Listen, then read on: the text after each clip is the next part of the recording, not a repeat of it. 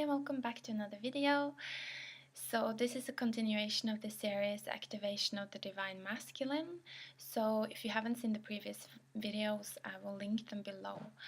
But like I spoke about in part 2 of this series, we have been going through a lot of changing and shifting of the templates that we have stored within our ego or within our masculine energy. And we have used our divine feminine energy, our intuitive abilities to do that work. So now we have been in a period, and for me it's actually lasted, I think, about 3 years, so quite some time, where our divine feminine energies have been expanding. And then, through that expansion, through these new intuitive insights, these higher access to higher vibrations, we have been healing the shadow of our masculine.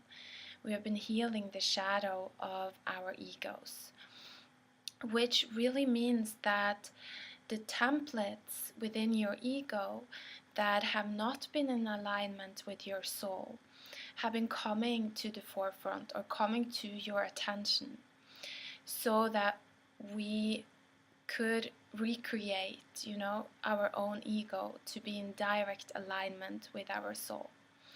So we have been going through this, and I think that this process is still going to be ongoing for many of us.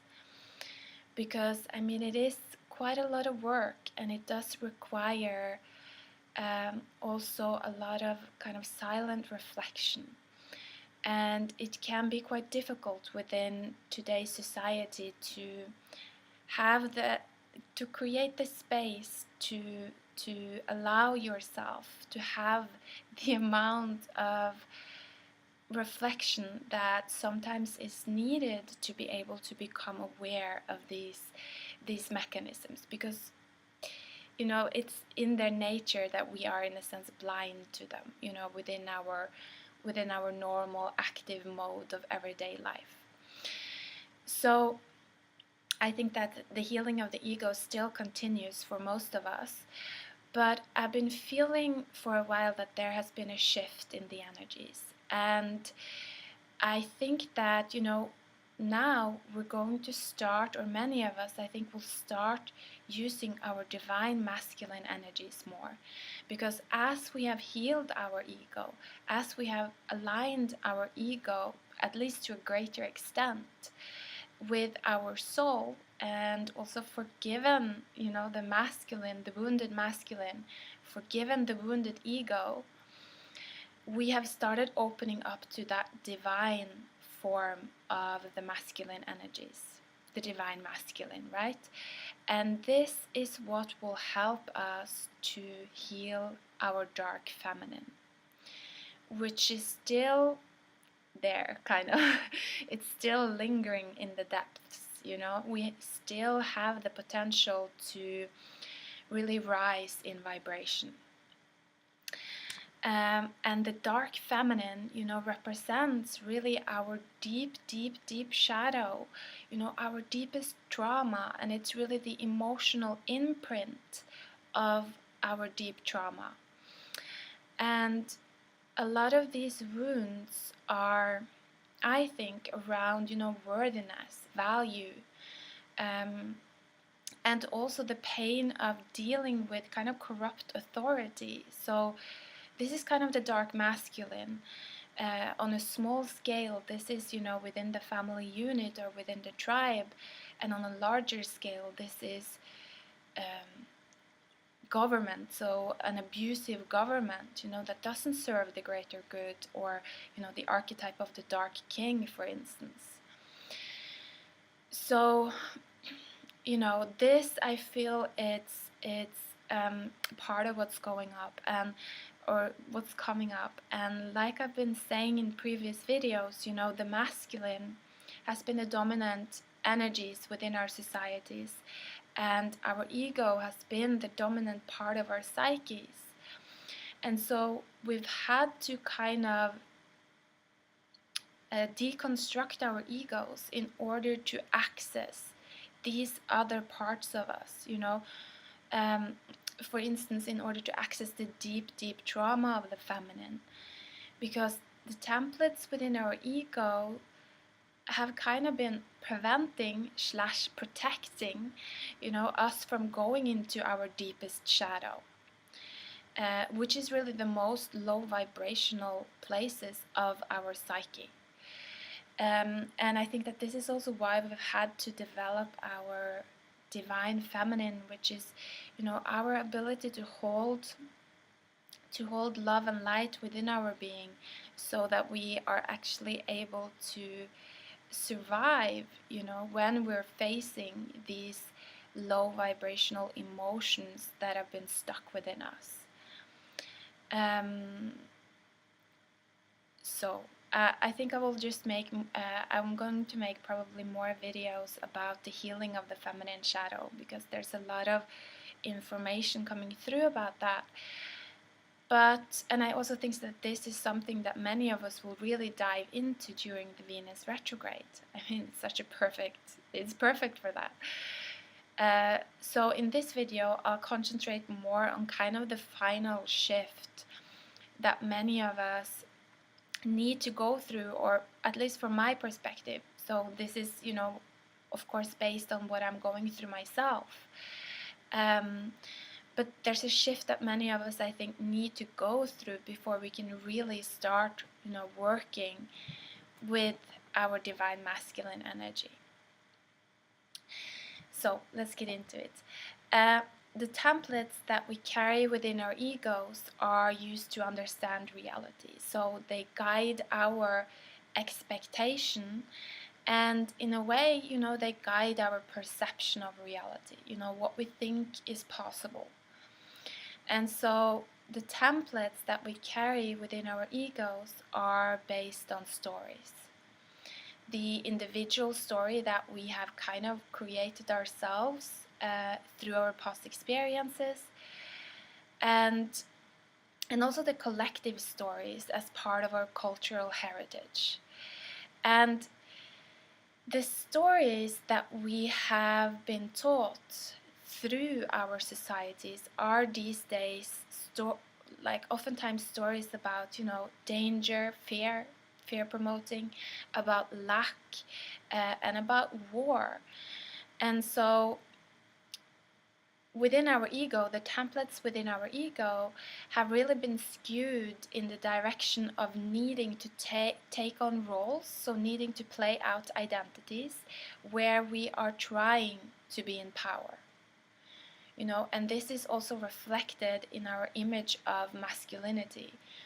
So for men, I would imagine that this usually feels even more important, not to be weak, not to be vulnerable, not let someone else get the upper hand on you by, for instance, admitting to your mistakes, unless you really, really have to, So always trying to be the winner. My computer shut down, but let's continue. So we're taught that it's very important to stay in control, to take action and to plan ahead and to know what to expect in order to be safe. So what happens to us when we hear these stories often enough is that we start believing them subconsciously. This is reality, and we don't even question it. And so because we're taught that it's dangerous not to be in control, we go into fear if we feel like we are not in a position of power. If we feel like we are playing a role where we are not in control, where we cannot plan for the future, or maybe when we're stepping outside of, the expectations within our society or within our kind of subculture, and we're jeopardizing not being accepted by other people. So our emotional response, our vibration, is linked to these very specific roles that we are told we need to play. And because of this, we are only feeling comfortable, we're only able to stay within a high vibration where we would actually be able to create positive things when we are playing these roles that we in a way have been programmed to play. And so we can say that our feminine, our emotions are in a sense still dependent upon the masculine, our egos, because we feel uncomfortable, we feel unvalidated when we challenge our own old ego templates, which consist of, partly all of this programming that we have absorbed from the collective. And so there is this limited zone within our ego that we know very well. It's the comfort zone, right? Where we're able to keep our vibration high. But when we step outside of this zone, taking on new roles or new identities, stepping into new situations, our vibration tends to drop.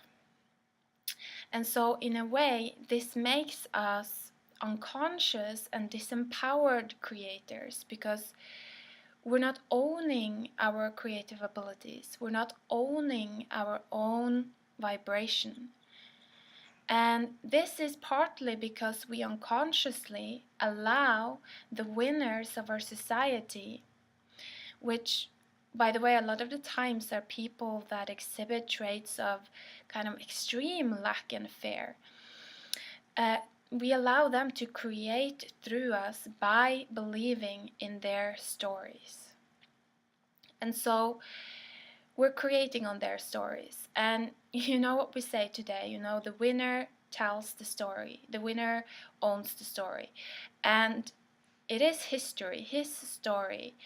The winner has been the one to decide what kind of reality we all live in. And so this is, of course, because we believe in the stories that we are taught. We believe in the templates within our egos. Unconsciously, we're not even conscious of this, right? But we believe in them to the extent that we allow these templates to control our vibration, to control our feminine energy. And so our feminine energy becomes enslaved, and she, in a sense, belongs to another man, or she belongs to this winner of society, the man who won the war, the man with the biggest gun. And he controls her through his stories of lack and danger.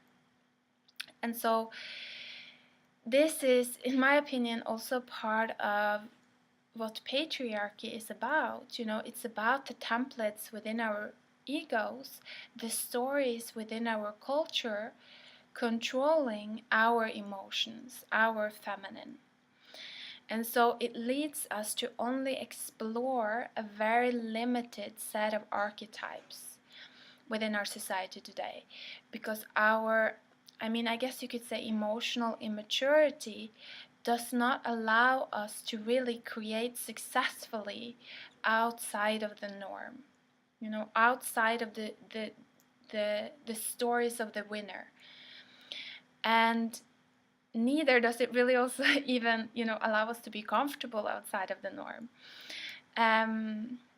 Because if we try to, and I'm sure that we all experience this, on a daily, when we're trying to change our behavior in some way, because we get usually blocked by fear, or, we might start feeling really defensive, maybe angry or judgmental. And so it's difficult for us to really create these high vibrational realities that we're desiring. So when our intuition is telling us to do something that requires us to step outside of the norm, to take on a role that might potentially, put us in a very vulnerable state according to the stories within our egos, our vibration will probably usually drop quite dramatically. And we feel fear.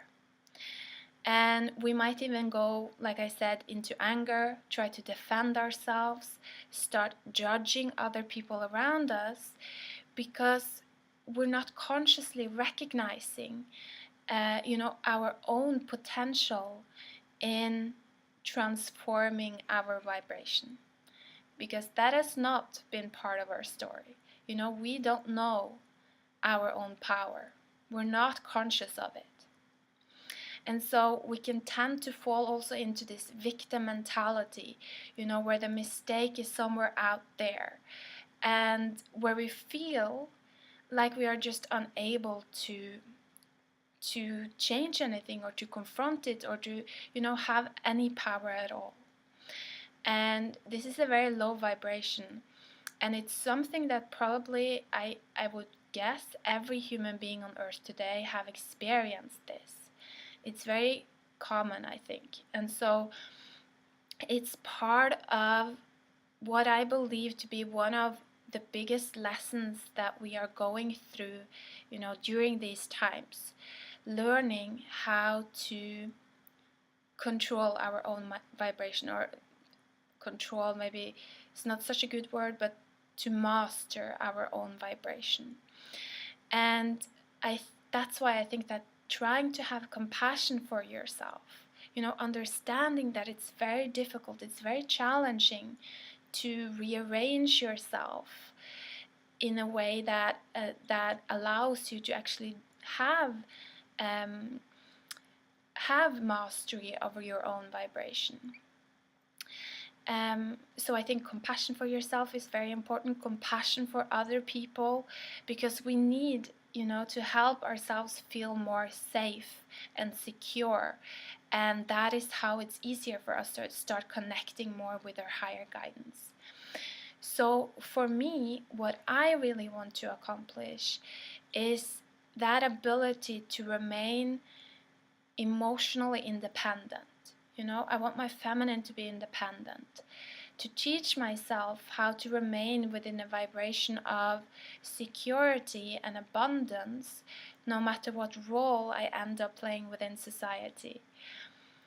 And I'm feeling even a little bit scared when I'm saying that, but really, it's about learning that even if we're in a role when we're not winners, it doesn't mean that we need to lose our power or our ability to manifest if we teach ourselves how to be comfortable playing any role.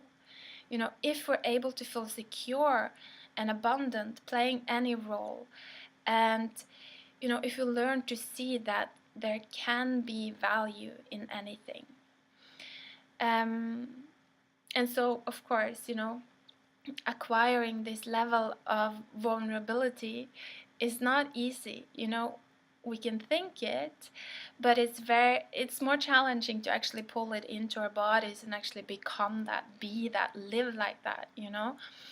So it's probably going to be a little bit of let's say a little bit of a challenge, but in a sense it is us becoming the rulers of our own universe, and so to go through this change, like I've talked about, we need to break apart the old construct of reality. These are all of these ego deaths that we have been going through, the dark night of the soul, where the outdated ego templates die, where our old reality kind of falls apart, and some of our old identities die as well. And, when we have gone through this several times, the ego kind of in the end goes through a resurrection. And by the way, this is the story of Jesus on the cross and dying and resurrecting, I guess. And when this happens, it means that the templates within your ego are so much in alignment with your soul, or at least to a certain extent enough in alignment with your soul, so that your ego has become energetically connected with your heart and your soul through your heart. And this is us moving into the 4D.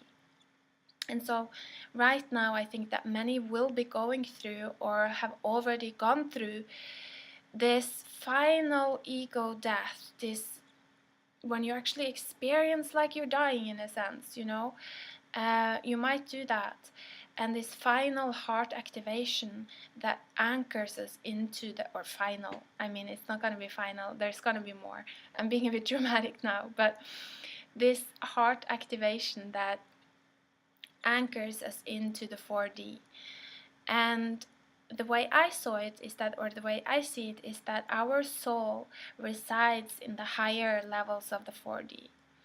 But to be able to kind of get to our soul, we first have to go through the darker levels of the lower levels. Now I said darker levels, but they are darker, of the 4D, which are the astrals, you know, our collective unconscious. And where we can find all of our collective shadows, you know, what we don't want to acknowledge, what we don't want to see. And so there's a sense of needing to confront some kind of darkness before we really anchor into the 4D. And so I think I'll probably make another video about my experience when I went through this shift. But this was it, I think, for this video. So thank you for watching, and thank you for being here, and have a great day. Take care.